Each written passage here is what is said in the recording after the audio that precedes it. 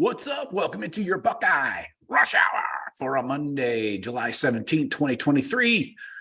Welcome into everybody. As you can see by the title, we are talking about recruiting again. Never gets old, does it? So anyways, I'm going to tell you why I believe Ohio State will finish with the best recruiting class in the 2024 cycle. Let's get into it. I'm going to lay it out, then I'll get into the chat and see what you guys are thinking. Give me your questions and comments, reaction to my comments, whatever, and we'll go back and forth here. So let's kick it off. Right now, Ohio State trails Georgia in the national rankings because Georgia has 8 more players in their class, right? So this is what I always say. You guys probably get tired of me repeating this, but I always say you got to go by the average per player ranking. Okay, you can't go by total class size because it's never equal, unless every team brings in the exact same number every year. That doesn't happen. So right now you got Alabama, 14 commits, but they're at a 9.368, leading the country right now in average per player. Only 14 commits though. So how many will they bring in? Are they going to get up to 25? Georgia is over 25 right now. That's why they're first in the overall rankings. But their average per player is their second at a 9.348. So very tight second there. But the Buckeyes are right on Georgia's heels with only 18 commits. They're at a 9.334. Now, to show you who's coming in fourth is a bit of a drop off. You got USC with 17 commits, so almost as many as Ohio State. They're at a 91.82. Buckeyes are 9.334 at third. Fourth place is USC, 9.182. So bit of a drop off there, when you're talking average per player ranking. And USC doesn't have any five stars yet. So bit of a problem there. So what I did, I went back and looked at the average per player ranking that the Buckeyes typically bring in to kind of gauge what we should expect. Okay. I went back to 2019, Ryan Day's first full year as head coach. We were number 3 with a 9.202. 2020, the COVID year, we were number 5, a 9.179. 2021, we were number 2 with a 9.505. That's like 95 is almost unheard of, but we came in second. We were 0.02 behind Bama in that 21 class. You remember that class is loaded. JT, Jack, all the rest. 2022, we came in third, 94.17. And then last year, the 23 class, we were third again, a 93.61. So you're looking at a 93 average, at least above 93 there. So right now the Buckeyes have 1 more 5-star than Georgia does. They've got 4. Georgia has 3. And 2024. I get my 24/7 pulled up here. Yes. So Georgia 3 5-stars, Bama 3 5-stars, Buckeyes 4 5-stars. Just want to make sure I was right there. Plus, the Buckeyes are in some head-to-head battles here for some 5-stars with Georgia and with Bama. All 3 are in the mix here in most of these recruitments. So you got head-to-head battles with Georgia for KJ Bolden, Edric Houston, and stacking up some of these wins over Georgia could propel the Buckeyes to the number 1 spot in this 2024 cycle. They're in great position to land some other 5-stars as well, and some high 4-stars who aren't committed yet. So you got guys like Dylan Stewart, the 5-star DN, Brandon Baker, 5-star offensive tackle from Cali, Dylan Stewart from Maryland, DC, whatever. Aaron Scott, the high 4-star, he from Ohio. He's a 9.714. That will raise that average per player ranking. Kingston Viliamuasa, the linebacker from Cali. He's a 9.499. That will raise the average. Jeremiah McClellan, 4-star receiver from St. Louis, 9.486. That's going to take the Buckeye average up. So then you also got these recent Miami commits, do they stick with the Canes? You got Marquise Lightfoot, the 4-star edge. He's a 9.645. That takes the Ohio State per player ranking up. Jojo Trader, 5-star receiver, 9.866. He's a 5-star. That takes the average up if we were to flip those two guys. So right now with Georgia's 26 commits, how many more can they even take? 3, 4? Are they really going to get up to a 30-man class? Jeez. It just means more down there, right? Anyways, the possible Georgia commits, KJ Bolden, he's on the fence there with the Buckeyes in Georgia. Then you got Williams Nwaneri. He has crystal balls to Oklahoma, though, so I wouldn't pencil him in yet for Georgia. Justin Williams, he has a crystal ball to Oregon. I wouldn't pencil him in. Nate Frazier, no official he's never taken an official visit to Georgia. Cameron McKell, he has one crystal ball to Georgia, and Christopher Jones has a crystal ball to Georgia. Okay. But then don't forget, you have the possible flip of Peyton Woodyard, the 5-star or the high 4-star safety. He's a 9.586. So if Woodyard flips, that's going to reduce that Georgia average per player ranking, So he's probably not going to flip to Ohio State. It's going to be USC. So that's a loss for Georgia. And then you want to talk about Bama. Okay, that's fine. Bama's currently got the average per player ranking in the lead, but they only have 8 4-stars and 3 3-stars, and the 3 5-stars I mentioned. Eventually, this is going to have to even out for them. They're not just going to take a run of 10 more 5-stars or something crazy. You're going to get a few more 3-stars in there. You're going to get a few more 4-stars in there. That's going to drag that average down for Bama, I believe. So they have 14 commits. The only guys that are crystal balled to Bama right now over a 93 composite. So if you figure 93 is that mark where you want guys above that 93 composite so that it raises your average. Preferably you want, guys up around 99s, but you can't take, there aren't enough 99s out there. So but you do have the tackle Jordan Seaton, the 4-star. He's a 9.801. And then KJ Bolden, also the 5-star. So Bama's in on him as well. So those are the guys they need to raise this average per player ranking, because you're going to have 3 and 4-star guys are going to come into this class and weight it down, like the Buckeyes. They have 12 4-stars. Georgia, 17 4-stars. Georgia has 6 3-stars. We just have 2 3-stars. So if we're taking maybe 7 more guys, let's say, get up to a 25-man class, maybe a couple more, depending, through the season for December commitments and stuff. So we're not bringing in 3-stars, though. We're not in on those guys. Bama is going to have to take some 4s and some 3s. It's just the way it works. So I'll be shocked if they don't bring on any 3-stars the rest of the class. So I'm just not seeing what Bama is in for. I don't see who they are even trending for. Maybe they keep their shit on lockdown better than anybody in the country. Maybe that's why there's no crystal balls for other guys to Bama. But I'm just not seeing guys that are high 4-stars, and by high I mean above a 93, to maintain that average. Like I talked about back at the top, 93.68 is their average per commit right now. I don't think Bama can maintain that. They're gonna have to bring in a lot of 5-stars to keep that maintained, and you're not going to be able to bring in any 3-stars. It's going to be weighted. It's going to even out eventually. So, and Georgia, again, my question is, how many freaking commits can they bring in?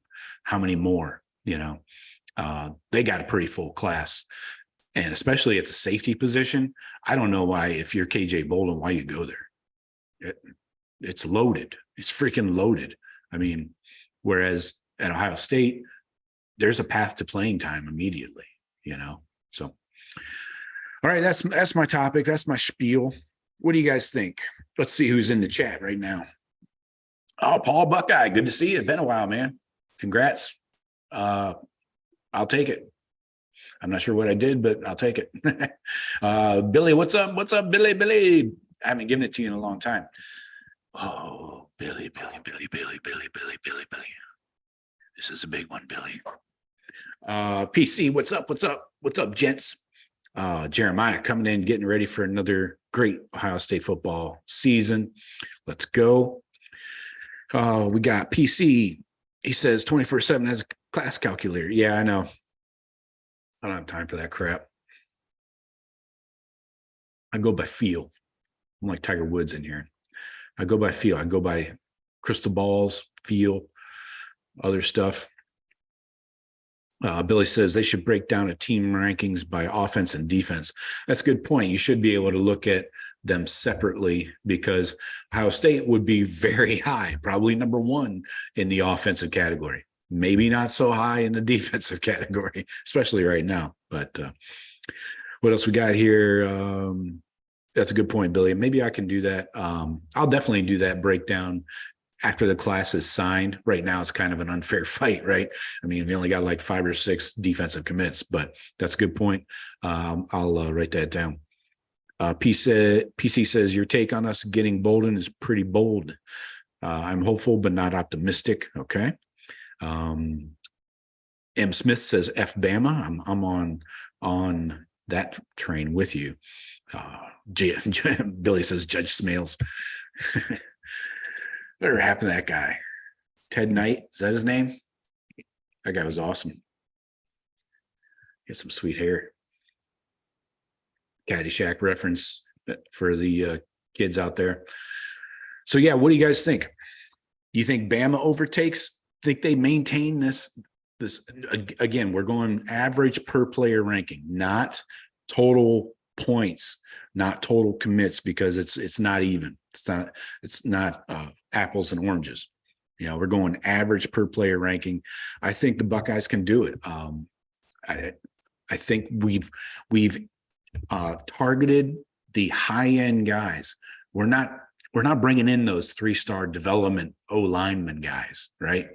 I mean, the developmental O lineman we brought in, like the Armstrong twins, Mark Nabe, those guys are 4 stars.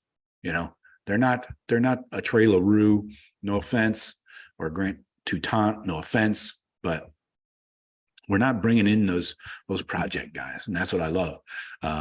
So I think we're going big game fishing across the board at all positions, and I think Justin Fry is a really good recruiter. He's going to take this O-line room, which in my opinion was dragging us down in the past, recruiting wise, star ranking wise, average recruit wise. I believe Justin Fry is raising the bar a couple notches here. And we're still in on Brandon Baker. I mentioned that. I'm not sure we get him. It's kind of unpredictable, but he was very happy, and it was an eye-opening experience when he visited Ohio State back in June. So, and again, I think you guys have to think we get Scott, Viliamuasa, and McClellan, right? Those all raise our average. Those guys are all over 94s. Aaron Scott's a 97. So that takes our average ranking per player up a couple notches, right? PC says, I think it's Bama, Georgia, and us in the top 3, whatever order, but I think we do end up with the highest per player ranking. All right. PC, I was able to sway your opinion. Billy says, if Fry gets Baker, that would be a coupe DeVille. Yeah, it would be a nice 2-door sedan. That would be huge. And I'm not sure what's going on with Jordan Seaton, the tackle. I believe he's from IMG, but I believe he was from, I want to say, the DMV area. Buckeyes fell out of favor with him early on, like back in spring. They were kind of out on him. I wonder why. he was a 5-star. I think his ranking might have dipped a bit over the last, few updates to the cycle and stuff. But yeah, I don't know the reason why they fell out of favor. Maybe it's a mutual thing. Who knows? Maybe it was 100% NIL thing. I don't even know. But that was interesting. PC says, but I heard he does like the Buckeyes. That would be something for sure. Yeah. PC says, I'm not sure about Baker. I read those backwards. Sorry. I'm not sure about Baker, but I don't take his high number of visits to USC as a lock for them. Of course, he's going to go there a lot. Exactly. Yeah. I'm feeling cautiously optimistic, we'll call it, for Baker. Yeah, he's had 9 visits to USC. They were all unofficial, though. 6 to Oregon, all unofficial. He used his officials for Georgia, Texas, and Ohio State. Now, he did only take 1 unofficial to Ohio State, 1 unofficial to Texas, 2 unofficials to Georgia. So, and Georgia did get that last official on June 23rd. So that was the last school Baker has visited. That was Georgia. We were second to last there. So with Texas sandwiched in the middle. Good old Texas sandwich. You ever had one of those? It's not pretty. Anyway, PC says, I came in a little late, but did you talk about Pickett? No, I didn't, but I can. I love to talk about Pickett. Pickett, I'm feeling more and more positive about. So we know he's the nephew of Ryan Pickett, former Buckeye. It blows my mind. I completely forgot that he played 14 years in the league and was a first-round pick. I knew he played a long time, but wow, 14 years, Ryan Pickett. Anyway, but the 30 sacks by Booker Pickett Jr.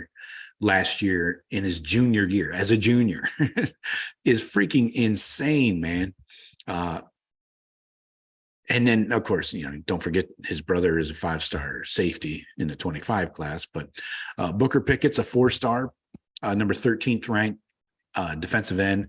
He plays outside linebacker, edge. So you could consider him for the jack position. Let me pull up his stats here right quick. Where is he? Pickett. He's only like 205 pounds, but I believe he's like 6'4", 6'5". God damn it. Hold on. All right. Anyway, he's made 3 visits to Miami, 3 to Florida State, 3 to Ohio State, hasn't taken any officials, has no decision date whatsoever. So you got to wonder, what happens. He's 6'3", 205. There we go. He's a 9'4", 1'8".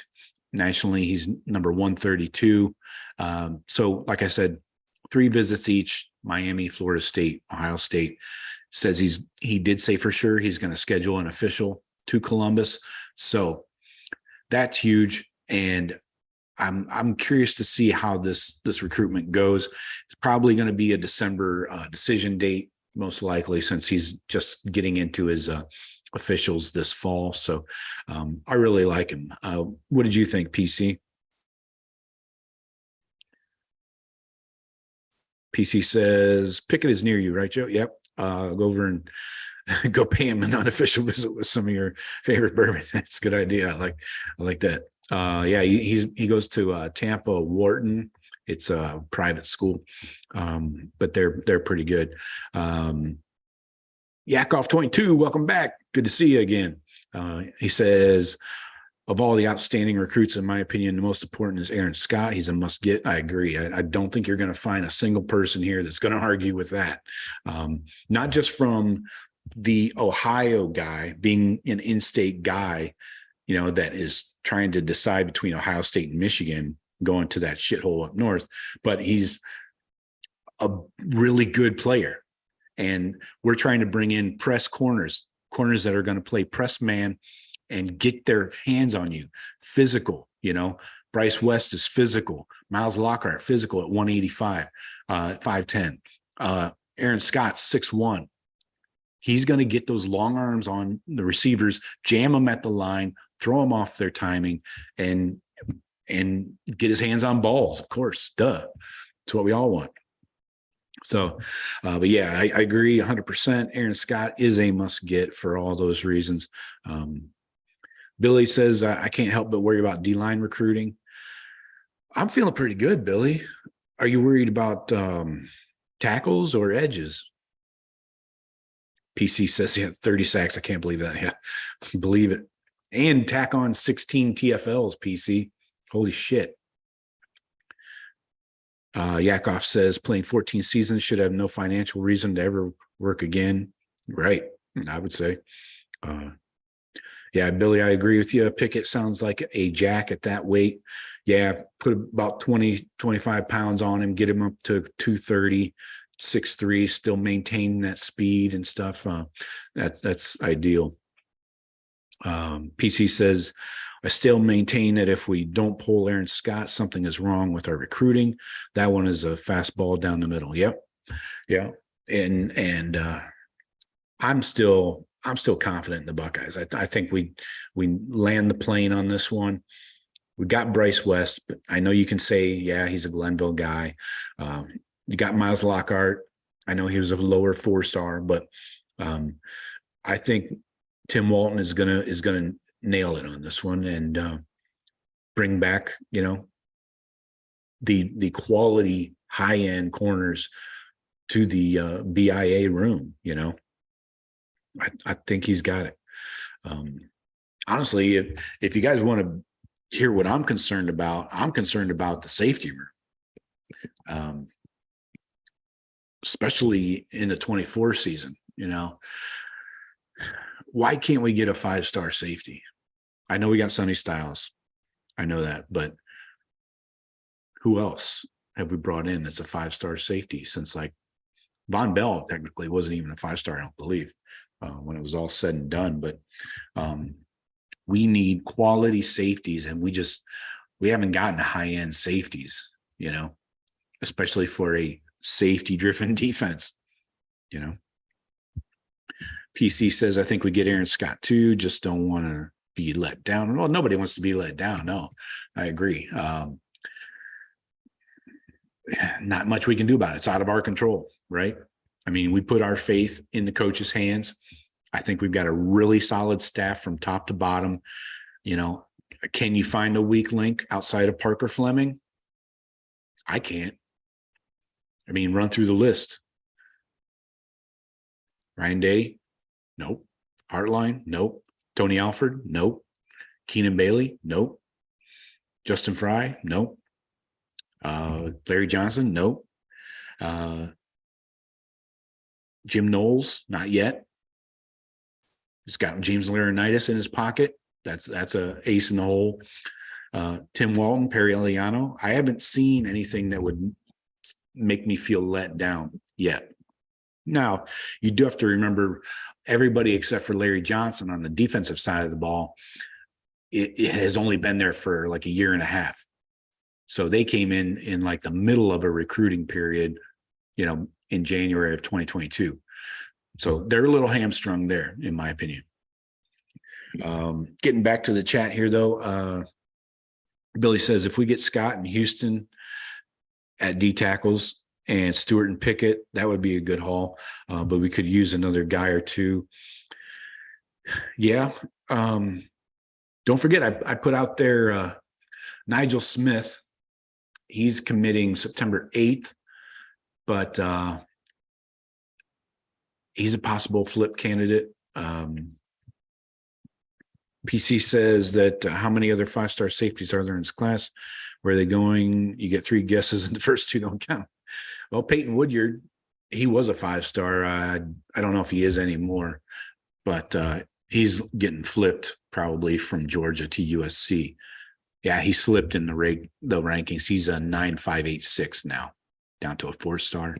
Number 6 safety in the class. You got 2.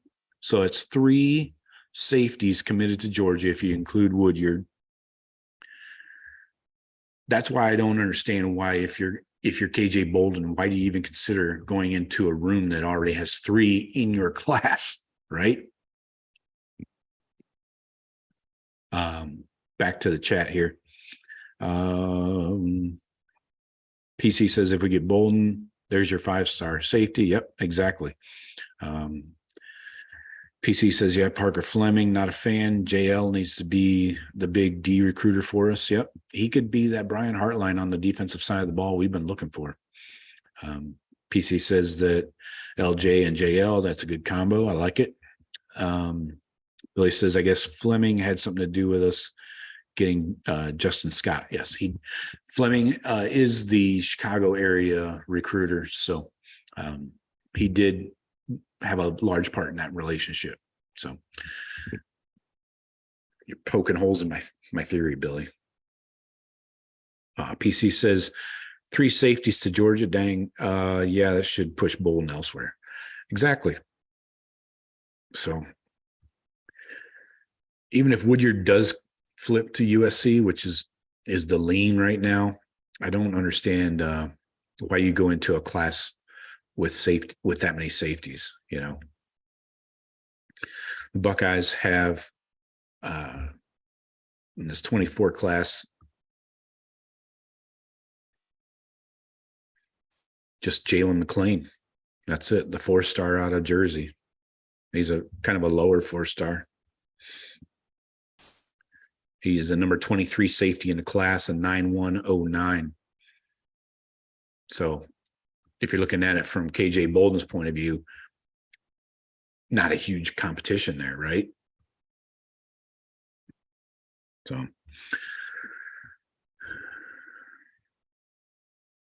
where goes one? Welcome in. Where goes one? Prayer hands for Carnell and the family. Yes. Tragic situation.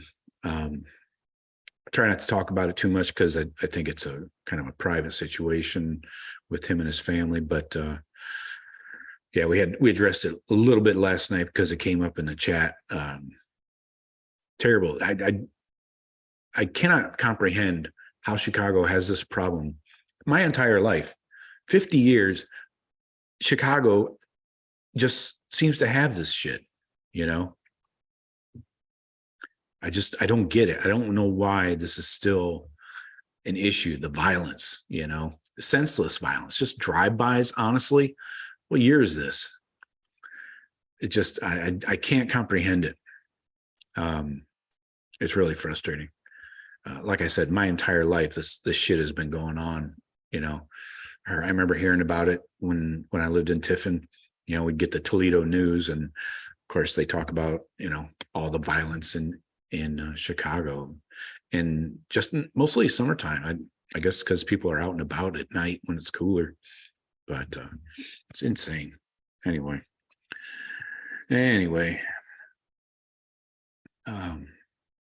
went off a little tirade there, but Billy says, PC says, hey, King Joseph. Yes, Billy, that is the proper way to address me. Thank you. What can I do for you, Billy? I did get my name changed to that legally, so you have to call me that. King Joseph Edwards the third. No, he's not a Buckeye option. I think he was leaning Georgia. Yeah, he's taking 10 visits to Georgia, 3 each to Miami, Florida, Tennessee, Ohio State, South Carolina. I don't see him. I mean, it's not even close. He looks like a strong Georgia lean. But what else? PC says terrible situation for Tate. Poor kid. Buckeye Nation needs to come out and show him some love. Yeah. If you guys see anything like a fundraiser or a GoFundMe or one of those for the family, hit me up, like drop it in the comments or the chat or something. I'll link to it, and we'll pass it around. I'll share it as much as possible so we can help them out as much as we can. So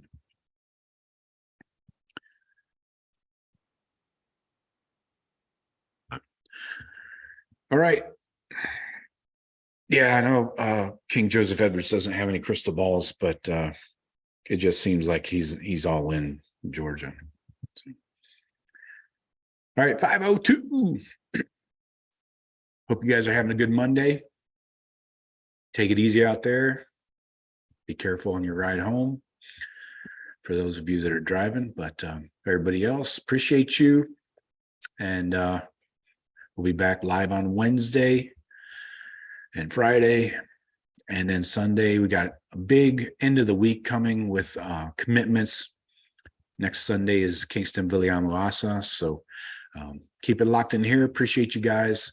And don't be afraid to share the show with somebody. I'd really appreciate it. But thank you, everybody. And we'll talk to you later. Go Bucks.